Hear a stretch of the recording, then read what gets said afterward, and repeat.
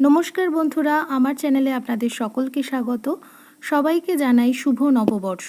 পরিবারের সাথে শুভ নববর্ষ প্রত্যেকের খুব সুন্দরভাবে কাটুক। নতুন বাংলা বছর আপনার পরিবারে অনাবিল আনন্দ ও সুস্বাস্থ্য নিয়ে আসুক। পুরো পরিবারের জন্য রইল অনেক অনেক শুভকামনা এবং ভালোবাসা। আজকের একটা খুব স্পেশাল রেসিপি আপনাদের সাথে শেয়ার করতে চলেছি। আজকের বানাবো হান্ডি চিকেন। তো হান্ডি চিকেন বানানোর জন্য প্রথমে আমি এখানে কিছু মশলা নিয়ে নিয়েছি। আমি এখানে নিয়ে নিয়েছি শুকনো লঙ্কা, গোলমরিচ, ধনে, জিরে, তেজপাতা, গোটা গরম মশলা আর নিয়েছি কাজু। সবটাকে আমি এখন শুকনো খোলায় ভেজে নেব। এটাকে আমি খুব ভালো করে নেড়েচেড়ে নিয়ে তারপরে একটু ঠান্ডা করে নেব, নিয়ে তারপর এটা আমি গুঁড়ো করে নেব। এই মশলাটা হান্ডি চিকেনের একটা স্পেশাল মশলা, এটা দিলে টেস্ট খুবই ভালো হবে।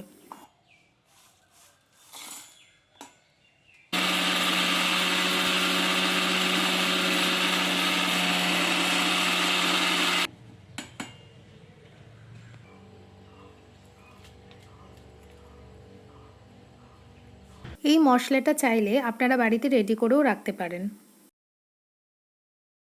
এবার আমি টমেটো, কাঁচা পেঁয়াজ আর এক ধরনের লঙ্কা, এটা আমাদের বাড়ির গাছেরই লঙ্কা, এই লঙ্কার চপও হয়।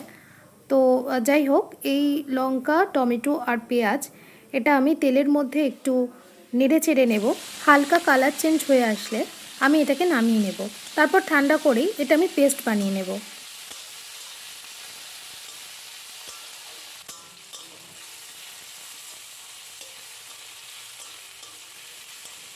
এটা আমি পেস্ট করে নিয়েছি এবং তার সাথে আদা রসুনও আমি আলাদা করে পেস্ট করে নিয়েছি। এবারে বানানো হবে হান্ডি চিকেন। আমি আজকের রান্নাটা উনুনে করব। আর এই যে এটা আমার মাটির হাঁড়ি, কত সুন্দর দেখতে, ডিজাইনটাও ভীষণ সুন্দর। উনুনটা ধরিয়ে ফেলেছি, তারপর এবার হাঁড়িটাও বসিয়ে দিচ্ছি। এবার পরপর আমি রান্নাটা স্টেপ বাই স্টেপ করতে থাকবো, আপনারাও দেখতে থাকুন।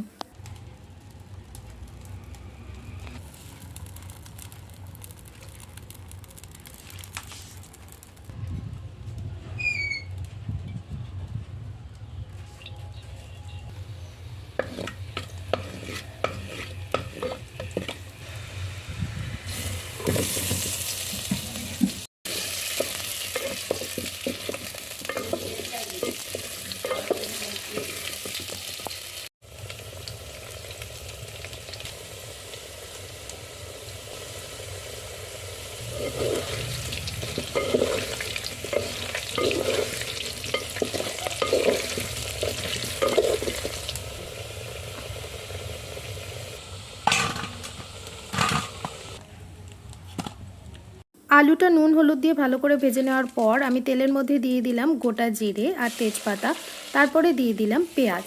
এবার পেঁয়াজটা আমি ভেজে নিচ্ছি। এরপরে দিয়ে দিচ্ছি গোটা গরম মশলা, লবঙ্গ, এলাচ আর দারচিনি।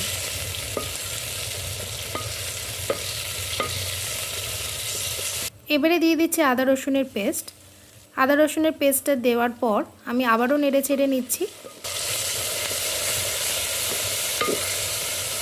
এখন আমি ম্যারিনেট করা মাংসটা দিয়ে দিচ্ছি। ভিডিও শুরুতেই দেখেছিলেন একজন ম্যারিনেট করছিল, তো সে হচ্ছে আমার দেওর। তো উনি আদা রসুনের পেস্ট দিয়েই মাংসটা ম্যারিনেট করে রেখেছিল।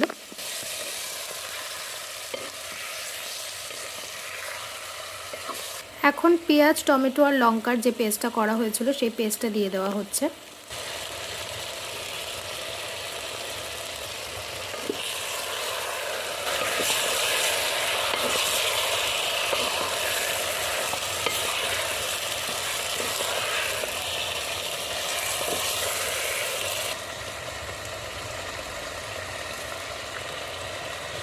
এখন দিয়ে দিলাম হলুদ গুঁড়ো আর দিয়ে দিলাম কাশ্মীরি লঙ্কার গুঁড়ো।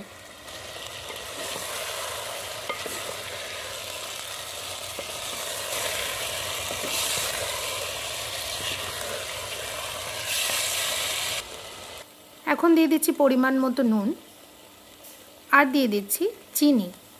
আপনারা কিন্তু বাড়িতে যদি বানান, নুন আর চিনির পরিমাণটা নিজেদের স্বাদ মতোই দেবেন। এখন দিয়ে দিচ্ছি সেই ভাজা মশলাটা। আপনারা তো দেখেছেন আমি কি কি দিয়ে এই ভাজা মশলাটা রেডি করেছিলাম।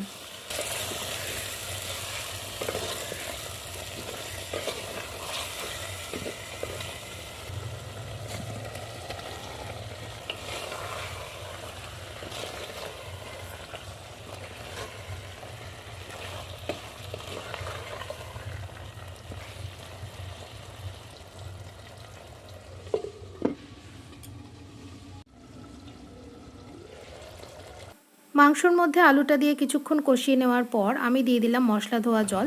এমনিতেই অনেকটা ঝোলঝোল মতো হয়েছিল, তারপরে আমি একটু সামান্য মশলা ধোয়া জল দিয়েছি, আর আমি কোনো রকম জল দিইনি। এবার এটাকেই আমি ঢাকা চাপা দিয়ে বেশ কিছুক্ষণ ধরে আমি জাল দিয়ে তারপর নামিয়ে নেব।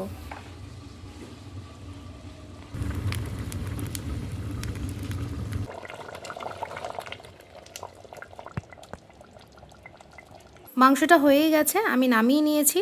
তারপরে আবারও আমি সামান্য পরিমাণ আমি সেই ভাজা মশলাটা দিয়ে দিচ্ছি।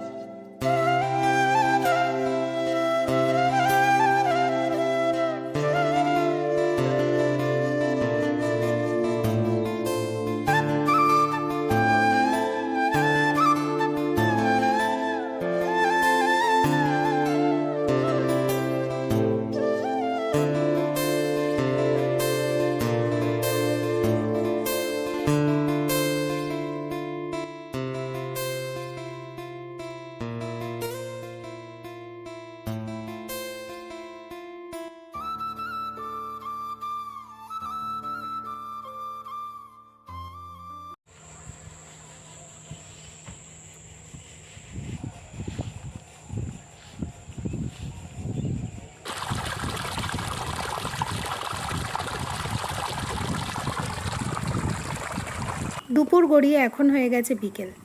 এই বিকেল সন্ধ্যের দিকে আমরা দুজনে বেরিয়ে পড়লাম মাঠে। মাঠে গিয়ে আমরা একটু ছোট্ট করে একটা পিকনিক করব। পিকনিক না, আবার পিকনিকও বলা যায়, আবার দুজনে একটু বসে সময় কাটানো।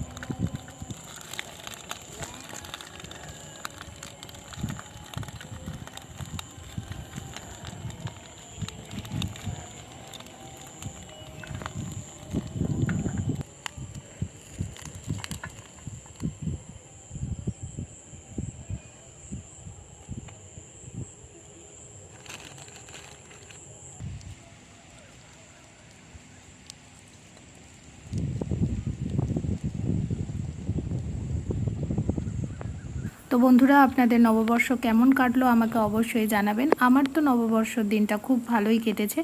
আপনাদের কেমন কেটেছে আমাকে জানাবেন, আর আমার ভিডিওটা কেমন লাগলো আমাকে জানাবেন এবং আমার পাশে থাকবেন। আমাকে অনেক অনেক সাপোর্ট করবেন। ধন্যবাদ।